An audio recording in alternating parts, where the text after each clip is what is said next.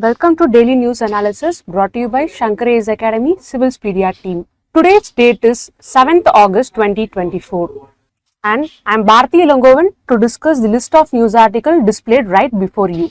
Today we are going to discuss three different news articles from two newspapers such as The Hindu and The Mint. At the end of the video we are going to have a prelims practice question, so kindly make use of it. Without further delay, let's get into today's discussion. So this article titled as the Supreme Court to hear today's pleas seeking review of its 2022 order upholding the PMLA provision is given in the newspaper Indian Express of page 14. So PMLA is nothing but the Prevention of Money Laundering Act. If you map this topic with the UPSC syllabus, it comes under the GS2 governance. So governance includes law relating to prevention of corruption. So why it is in the news first?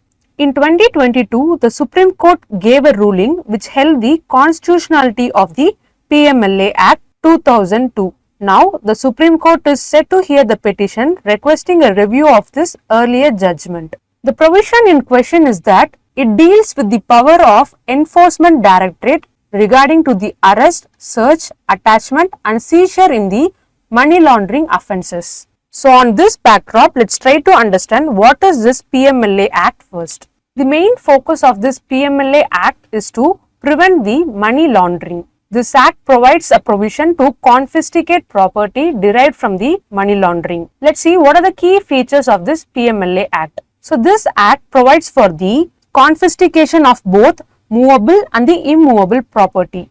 The Act says that every banking company and financial institution should maintain a record of transaction. Appellate tribunal was also established by the central government to hear appeals against the dealers of the adjudicating authorities and authorities under this Act. This Act also says that central government shall constitute a special court in consultation with the Chief Justice of India to try offence money laundering cases. The third party of any entity in the country shall not be located in any country classified as the high risk by the FATF, which is the Financial Action Task Force. Note that the Enforcement Directorate is the main investigating agency to inquire allegations under this PMLA Act. So these are the key features of the PMLA Act. Now let's see what are the recent changes that has been done in the PMLA Act. It brings about 5 types of activities under the PMLA Act. First, it is the exchange between the VDA, which is nothing but virtual digital assets, and the fiat currency. Virtual digital assets are nothing but digital representation of a value which can be traded, for example, cryptocurrency. And fiat currency is nothing but it is a currency released by the government and it is not backed by any precious metal. This recent change also includes exchange between one or more forms of VDA. It also includes transfer of the VDA. Safekeeping or the administration of VDA or instruments enabling the control over them is also included in the recent changes. The participation in and the provision of financial services related to the issuer's office and the sale of VDA. So these are the recent changes done in the PMLA with respect to the virtual digital asset. Now let's see what are the changes in the PMLA maintenance of record rules of the year 2005. First is defining the term PEP, which is nothing but politically exposed person. So who are this PEP? So these are the individuals who are entrusted with a prominent public function by a foreign country. So this includes head of the states, senior politicians, senior government or judicial officers, military officers, senior executives of a state-owned corporation. Note that every banking company or a financial institution must register the details of the client on a portal named Darpan. So this Darpan portal is under the Niti Aayog. So this recent changes in the rules of PMLA also includes the broadening of definition of the non-profit organization. So now it also includes organization which has the function for charitable purposes such as relief to the poor, education and also the medical relief. So this new rules add more data retention requirement to the NGOs. So these are the changes done in the PMLA. First is the PEP. Next is the requirement to register in the Darpan portal of the NITI Aayog. It also broadened the definition of the non-profit organization. It also increased the data retention. Having seen about this, let's see what is the impact on the crypto exchanges, also on the foreign portfolio investors. First is the crypto exchanges. If activities related to the VDA are carried out or on behalf of another person, it shall be regarded as an activity under the PMLA. So each and every crypto entities are required to identify and verify the identity of clients and beneficial owners. They also have to maintain a record of transactions for about 5 years from the date of transaction. The crypto exchanges must maintain a record of identity, files and correspondence of clients for about 5 years. These are the impacts on crypto exchanges. Now let's see what are the impact on the FPIs. The FPIs need to update their record keeping process because the rules for defining the beneficial ownership have changed. So in this article discussion, we saw what is PMLA Act, what are the key provisions of this Act, and what are the changes brought under this PMLA rules of 2005. We also saw the impact of these changes on two things. Firstly, the crypto exchanges, next the FPI. With this, we'll conclude the discussion for this article. So the next article that we are going to discuss today is titled as the Mauritius plan to set up an office in the GIFT City. So GIFT City is abbreviated as the Gujarat International Finance Tech City. This article is given in the Mint. If we map this topic with the UPSC syllabus, it comes under the GS2, Governance and Economic Developments. This topic includes economic policy, financial market reforms and international trade and exchanges. Let's try to understand why it is in the news first. Mauritius is planning to establish an office in the GIFT City. This move comes after Mauritius lost its tax advantage, which had previously made it India's second biggest source of capital. So the Mauritius is aiming to regain its influence by using this GIFT City route. So on this backdrop, we are going to discuss about the India International Bullion Exchange. The term bullion might be new to some of us. So let's try to understand it first. Bullion refers to a precious metal in bulk form, especially in the form of gold or silver. These are officially recognized as the at least 99.5% pure. They are often kept in the form of bars, ingots and specialized coins. These metals are valued based on their mass and purity and not based on the face value of it. The bullion is often used for investment purposes and asset held by the central bank and the government. Having understood about the bullion, now let's try to understand what is bullion exchange. It is a market through which buyers and the sellers trade gold and silvers as well as their associative derivatives. There are various bullion markets around the world, with the London's bullion market known as the primary market trading platform for the gold and the silver. We have now discussed what is bullion and bullion exchange. With the help of this, let's try to understand what is India International Bullion Exchange. It was inaugurated in the year 2022 in the GIFT City of Gujarat. It is the India's first international bullion exchange. It aims to create a efficient and transparent bullion trading in India. So what are the objectives of this India International Bullion Exchange? First is the transparency and efficiency. The primary objective of IIBX is to bring more transparency and efficiency to the bullion market. It aims to provide a fair and a competitive platform for the bullion trading, which will reduce the reliance on overseas exchanges. The next objective is the price discovery. Serves as a mechanism for better price discovery of bullion in the India. It aligns domestic prices with the international market, thereby helping in a decision making for investors as well as traders. Third objective is the regulated environment.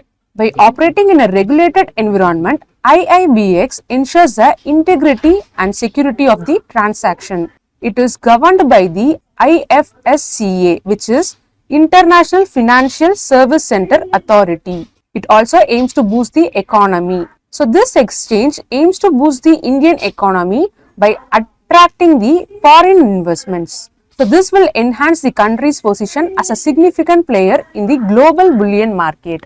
So this will also support the government's Make in India initiative. We saw what is IIBX and also its objective. Now let's see what are the benefits of IIBX. First is the product offerings. So what is this product offerings?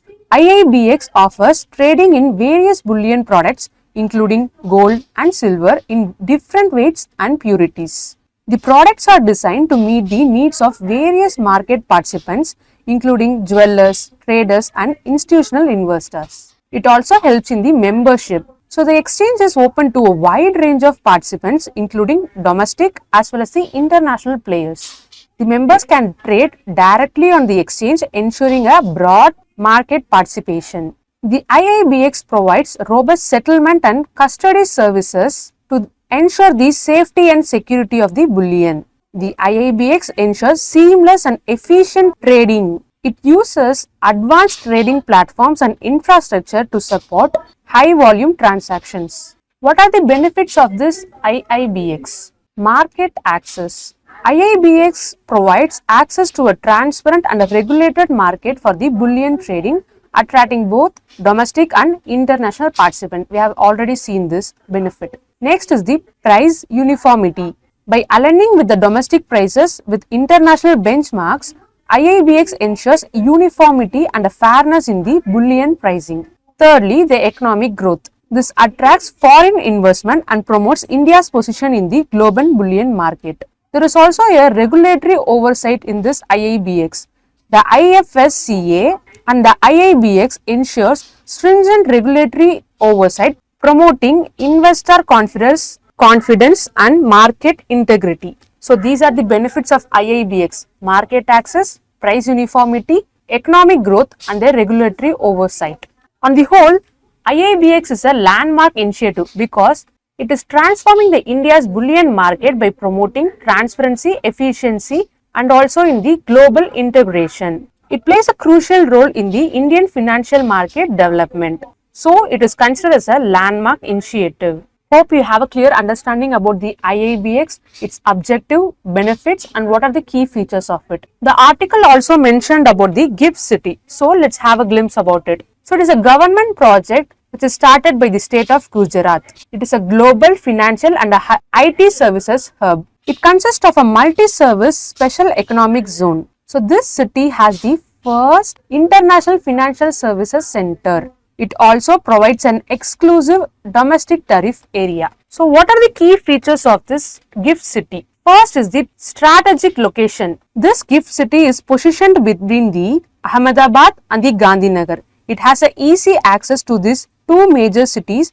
and a wide transportation networks are available to it. Next is the world-class infrastructure. It has the best infrastructure for business, residential and social needs, which focuses on the sustainable development. Next is the regulatory framework. There are special regulatory framework to provide a business-friendly environment with relaxed rules and regulations compared to the rest of the country. So this GIFT City also hosts financial institutions such as the India International Bullion Exchange and International Exchange among the other financial institutions. It also aims to attract IT companies by providing a remarkable facilities and amenities. This GIFT City also offers a tax incentives and benefit to attract both domestic and international company. This is all about the GIFT City and the key features of it. With this, we'll conclude the discussion for this article and now let's move on to the next one. This article entitled as The Earthquake Changed the River Ganga's Course is given in the Hindu. We are going to cover it from the prelims perspective with respect to the physical geography of India. So why it's in the news? Recently, a research on the paleo channel of the river Ganga has been conducted in the Bangladesh. So with the help of a method called luminescence dating. What is a paleo channel? It is nothing but it is an ancient inactive river channel that has been filled by the sediment. This research team found an earthquake which is dated above 2500 years ago changed the course of Ganga. When it comes to rivers, we have to read about glacier or where do they originate from, the tributaries, which are the states through which it passes, the main places located on the bank of rivers, is there any topographic characters such as oxbow or rift valley, in the river. We also have to cover about any interlinking projects. Having this in mind, let's start the discussion. The river Ganga originates from a glacier known as the Gangotri in the state of Uttarakhand. This glacier gives rise to a Bhagirathi river considered as the source stream of Ganga. Later, the Bhagirathi meets with Alaknanda at the Devprayag. The length of the river is almost 2500 km. With the help of this map, let's try to understand what are the left bank and the right bank tributaries of river Ganga. You can see in the map, the river flows from this direction to this. So these are considered as left bank tributaries and these are the right bank tributaries. The left bank tributaries are Ramganga, Gomati, Gagra, Kantak, Kosi, which is known as the Sora of Bihar, and lastly Mahananda. The right bank tributaries are Yamuna, Son and Damodar. Now let's see what are the characteristics of this river Ganga. It is a perennial river, discharge of about 16,648 cubic meter per second. The highest flow is recorded in the month of June to September, which is the monsoon. It also carries sediments which will fertilize the Ganga plain. Having seen about the characteristics of river Ganga, now let's see what are the ecosystem services provided by the river Ganga. So they support the diverse aquatic life. They also host endangered species such as the Ganga river dolphin in this river. We have already seen the sediments are brought down by the river Ganga. So these sediments will support the growth of rice, wheat and sugar cane in this region. So this river basin is also home to diverse ecosystem ranging from alpine meadows in the Himalayas to the tropical forest in the Sundarbans. The river Ganga flows through 5 states, namely Uttarakhand, Uttar Pradesh, Bihar, Jharkhand and West Bengal. We know that increasing population, industrialization, urbanization has polluted the Ganga so much. On this note, many initiatives have been taken. Let's see one by one. First is the Ganga Action Plan. So it was launched in the year 1986 to clean the Ganga. Nextly, on the year 2009, National Ganga River Basin Authority was established. This authority was chaired by the Prime Minister and the major objective was to conserve the river Ganga. Thirdly, Namami Ganga program was launched in the year 2014. This aimed to reduce the pollution in the river Ganga. And lastly, National Mission for River Ganga was established. The objective of this initiative was to rejuvenate and protect the river Ganga. So in this article, we saw what are the characteristics of Ganga, what are the tributaries of it, and the ecosystem services provided by the river Ganga. We also saw few important initiatives to protect the river Ganga. With this, we'll conclude the discussion for this article and now let's move on to the next one. We have come to the next part of today's video. We are going to see the quiz for today. The first question is, which authority is responsible for enforcing the provisions of the PMLA? Option A, RBI, option B, CBI, option C, the Enforcement Directorate and D, SEBI. The answer is Enforcement Directorate. We have already seen this in the discussion. The next question is regarding IIBX. Which of the following statement about the IIBX is or correct? The first statement is IIBX is the first international bulletin exchange in India and it is located in the GIFT city. Second, the primary objective of this IIBX is to regulate the stock market and facilitate the trading of stocks and bonds. And the third statement is IIBX aims to enhance transparency, efficiency and price discovery in the bullion market. And lastly, the exchange operates under the governance of Security and Exchange Board of India. Here the first statement is correct, but the two is incorrect because the primary objective of IIBX is ensuring trading of precious metals like gold and silver and not stocks and bonds. The third statement is also correct, but the fourth statement is incorrect because the exchange operates under the IFSCA, which is the International Financial Service Authority. So here the answer is B, 1 and 3. The last question for today is, consider the following statements. River Gagra is a right bank tributary to River Ganga. And the second statement is, River Ganga originates from the Mapchachungo Glacier. So in this question, option B, 2 only is the correct answer. 1 is incorrect because River Gagra is a left bank tributary of River Ganga. We have already seen the left bank tributaries of River Ganga are Ramganga, Gomati, Gagra, Kantak, Kosi and Mahananda. So this is an incorrect option. So the final answer would be B, 2 only is the correct statement. We have come to the end of today's discussion. If you found the video informative, do hit like, give your feedbacks at comment, and don't forget to subscribe. Thank you. Have a nice day.